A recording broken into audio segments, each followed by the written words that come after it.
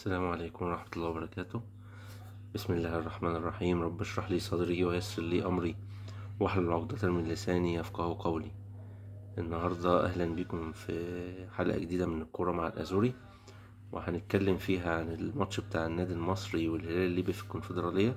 الحمد لله إن بدعوات البورسعيدية بس صعد النادي المصري لدور المجموعات. أنا بقول بدعوات البورسعيدية لأن علي ماهر لو كانت غلب في الماتش ده كان هيمشي، ما كانش هينفع يدرب النادي المصري خالص، لان زي ما قلت لكم في الفيديو اللي فات، التأليف في التشكيل والتأليف في الخطط ده يعني ما ينفعش خالص. برضو مفيش فايدة. تشكيل هنقول التشكيل مناسب ماشي، ان هو لاعب يعني 4-2-3-1، او هي كانت بتتقلب 4-1-4-1. بس برضو في مراكز غلط خالص. برضو الكابتن حسن علي ما ينفعش يلعب باك ليفت. مش مقنع يا فندم، مش مقنع خالص. حتى هو مش عارف واجبات الباك ليفت ايه. انا مش عارف عمرو السعداوي ما بتنزلوش ليه يا كابتن علي ماهر؟ ليه؟ دي الحاجة التانية، حسين فيصل بتلعبه هاف ديفندر جنب الكابتن اسمه حمادة. لسه هكلمكم في النصيبة اللي عملها في الشوط التاني اللي خلتنا نتعادل في نتيجة المباراتين. يا فندم ما ينفعش. حسين فيصل ده من ساعة ما كان بيلعب في الزمالك كان بيلعب خط وسط مهاجم او تحت الفيرود. تقوم انت جايبه هاف ديفندر في النص، يعني كنت عايز تعمل ايه؟ انا مش فاهم عايز تعمل ايه. ده الشوط الاول كله انا ما اعرفش حسين فيصل كان بيعمل ايه في الملعب. مفيش، مش باين اي حاجة يا فندم. وبعدين انت حضرتك يا كابتن علي مش شايف؟ يعني ده يعني النهارده كان البورسعيدية كلهم بيقولوا حسين فيصل وحمادة دول كانوا بيعملوا ايه في الملعب. يا فندم تغيير المركز بالنسبة للعيب ده مشكلة كبيرة، مشكلة كبيرة جدا. ما ينفعش تغير مركز لعيب. قلنا مليون يعني قلت الفيديو اللي فات والفيديو اللي قبليه، اللعيب لما يتغير مركزه بي... بي... ما يعني كفاءته بتقل. ما يعرفش الا اذا كان هو اتدرب على المركز الجديد ده ولعب ماتش واتنين وتلاتة واربعة وعشرة. يعني حاجة مش ممكن، يعني حاجة مش ممكن. وبعدين الجون الاول ده دليل يا كابتن حضرتك يا كابتن علي ماهر ما ذاكرتش الماتش الاولاني. الجون الاول اللي دخل فينا ده نسخة من الجون التاني اللي دخل فينا هناك. بس المشكلة الفرق الوحيد بس ان هو اللي لعب دي على القريبة بس. قامت خابطة في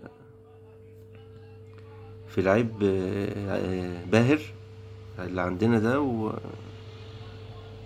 ودخلت في الجون. ما حدش لمسها من الفرقة التانية. برضو خط الدفاع بتاع النادي المصري في الفاول واقف غلط، واقف غلط. حتى جاد الظاهر علي ماهر بيقول له اطلع، بيقول له اطلع خدها ازاي؟ هيطلع ياخدها ازاي؟ بيقول له الظاهر بيقول له اطلع خدها، قال له خدها اعمل فيها ايه دي؟ ازاي يا كابتن؟ المسافة بين خط الدفاع بتاع النادي المصري في الفاول والخط بتاع المرمى كبير جدا. غلط، ده مش ممكن، ده استحالة، ده استحالة يعرف يطلع. لان بتبقى من دفاع الكرة شديد جدا، ويبقى اللعيبة بترجع مش هيلحق يشوف حاجة ولا يطلع يمسك ولا الكلام ده. وقلنا مليون مرة ان الفاولات اللي في التلت الاخير من ملعبك لازم تقف بين خط الستة وضربة الجزاء. والله العظيم الحاجات دي حاجات يعني مش عارف اقول ايه، بس حاجات بدائية في الكورة. المدرب المفروض يعرف اللعيبة دي الكلام ده، لان هما مش عارفين. شكلهم كده مش عارفين يا كابتن علي، هما مش عارفين. فحضرتك تعلمهم يوقفوا ازاي، حضرتك تعلمهم يوقفوا ازاي. نيجي على الكارثة بتاعت الكابتن محمود حمادة، ولا مش عارف اسمه ايه، حمادة ولا محمود حمادة ولا ايه.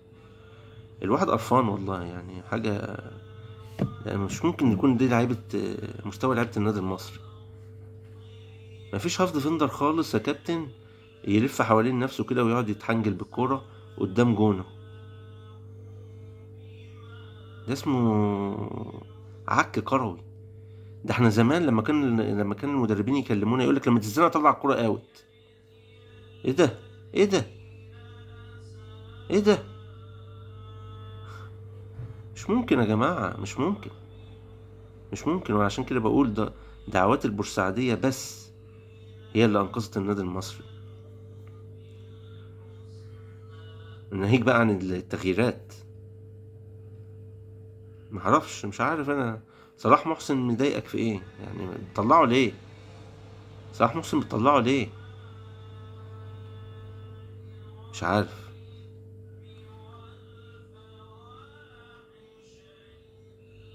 انا الصراحة يعني الماتش كان هيضيع امبارح لولا دعوات البورسعيدية. وانا بقول يعني حتى انا الواحد بعد الماتش اتفرج على ديربي الغضب، ديربي لامادونينا بين الميلان والانتر. الواحد ينضف عينيه شوية من القرف اللي شافه في ماتش المصري. يا جماعة انا عايزكم، انا اتفرجت امبارح على الماتش الصراحة، يعني حاجة مش ممكن، مش ممكن. مدربين فايقين، لعيبة رجالة بتلعب في الملعب، والمدرب قاعد بره مصحصح وفايق الفرقة اللي قدامه. ده الكابتن زوران بتاع فرقة الهلال الليبي دي مغلوب الشوط، نزل الشوط التاني. كان بيلعب 4-5-1 طبعا، الحمار واللعمة يشوف. كان بيلعب 4-5-1. بعد كده شال 2 من نص الملعب وحط 2 مهاجمين، بقى بيلعب 4-3-3. انت حضرتك شايف كده بعينك يعني المفروض بالعقل كده تقوم منزل هاف ديفندر تاني صريح عشان يغطي مع الاتنين مساكين اللي ورا على التلاتة. مش عارف، تغييراتك متأخرة، تغييرات غلط. وانا شايف ان النادي المصري محتاج مساك كويس كده، مساك يعرف مهامه ايه، يعرف مهامه ايه. مش لما اللاعب الخصم يقع يطبطب عليه ويقوم ويسلم. ليه هو المساك التاني بتاع الهلال الليبي ده كان هاري صلاح محسن ضرب، ولا انت ولا ايه يعني؟ أنا مش شايف. قام عليه طبطب عليه، كان بيطبطب عليه لما يوقعه ولا؟ يا كابتن انت بتلعب مباراة مصيرية، لازم يكون تركيزك عالي في المباراة. احنا زمان قالوا لنا كده ان الكرة الاولى بينك وبين المنافس اللي قدامك بتعمل حاجات لازم وانت داخل تخش راجل على الكورة تاخدها منه.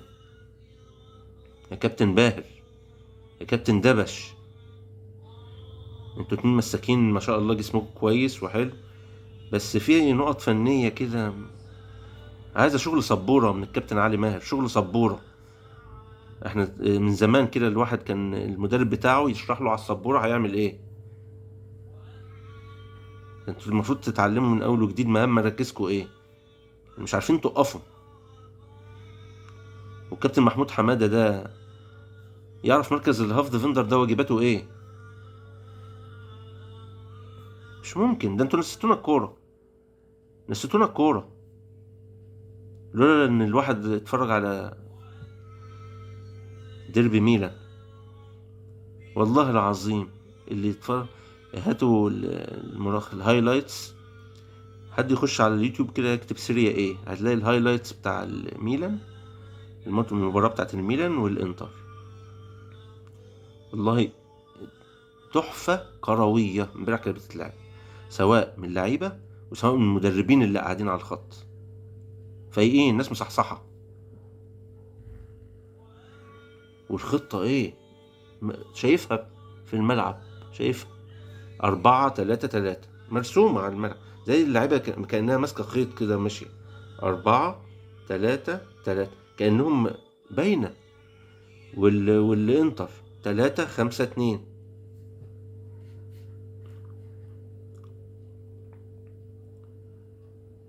حاجة يعني كانت متعة. الحمد لله، الحمد لله الميلان كسب. أنا ميلاني أصلا، وبحب فريق الميلان، وبحب الأزوري منتخب إيطاليا، لأن أنا بعشق الكرة الإيطالية. كرة تكتيكيا عالية جدا، وتحس إن المدربين بتوع الفرق الإيطالية بيحبوا الشغل الخططي، واللاعب اللي ما ينفذش الشغل الخططي ده بيطلع بره على طول، يغيره على طول وينزل غيره. اللي ما يسمعش كلام المدرب بتاعه يقعد على الخط. الحمد لله على صعود النادي المصري.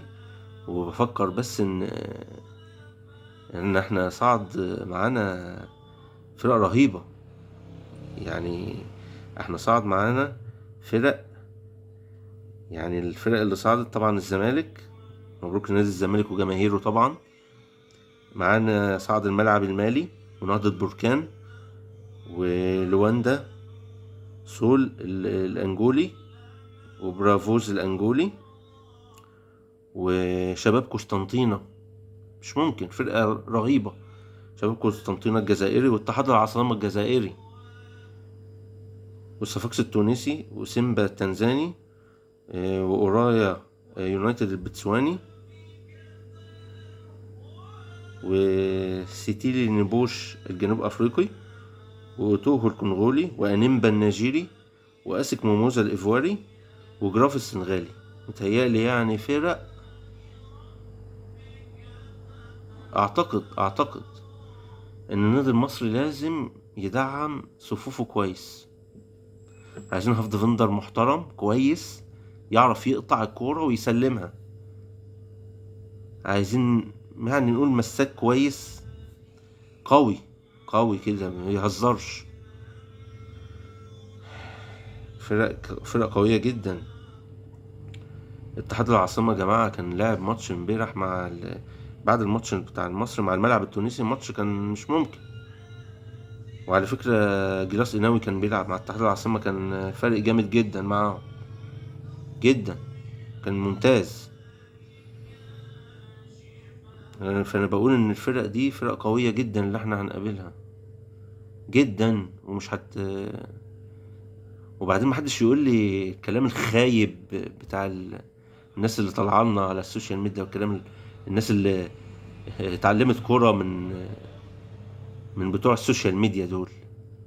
محدش يقول لي اصل لسه في بداية الموسم ولسه مش عارف. يا كابتن ده الوعي التكتيكي ده مش بتاع بداية موسم ونهاية موسم، ده حاجة معروفة. الهاف ديفندر عارف وجبات مركزه ايه، المساك عارف وجبات مركزه ايه. مفيش حاجة اسمها كده. يا اما ده يكون عيب مدرب. واللي انا اعرفه يعني ان المفروض الكابتن علي ماهر اخد دراسات وحاجات من دي، يعني اللي بيتكلموا عليها دي المفروض الحاجات دي بالنظرة كده يعرفها، بالنظرة يشوف المدرب التاني غير، يشوف بيغير ليه، مش يفضل قاعد كده لغاية لما ايه.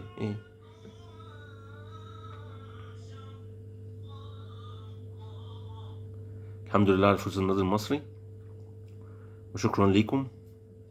متنسوش الكرة مع الأزوري هتكون جميلة وبيوري. السلام عليكم.